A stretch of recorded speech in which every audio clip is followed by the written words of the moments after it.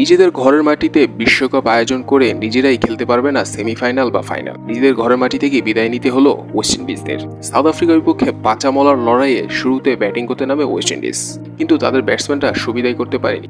একের পর এক শুধু উইকেট পড়ে যাচ্ছিল বিরতিহীনভাবে। শেষমেশ কায়েল মায়ার্সের 35 আর রস্টন চেইজের 52 রানের উপর ভর করে 20 ওভার শেষে 135 রানে স্কোর দাঁড় করায় ওয়েস্ট ইন্ডিজ। আর 136 রানের টার্গেটে ব্যাট করতে নেমে শুরুতেই ধাক্কা খায় সাউথ আফ্রিকা। তাদের এই আসরে অফ ফর্মে থাকা রেজা হেনরিক্স এক বলেই খান ডাক।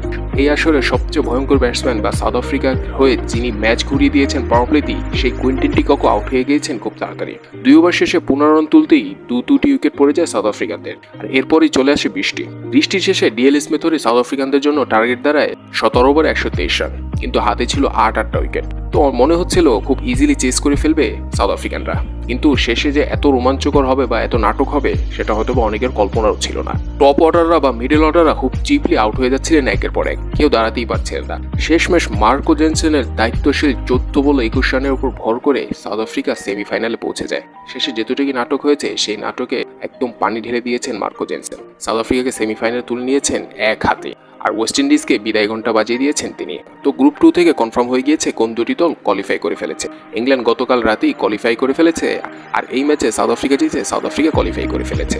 এখন দেখা যাক গ্রুপ 1 থেকে কোন দুটি টিম কোয়ালিফাই করে। ব্যাড লাক ওয়েস্ট ইন্ডিজ, আশা করি নেক্সট ওয়ার্ল্ড কাপে আরও শক্তিশালীভাবে কামব্যাক করবে তারা।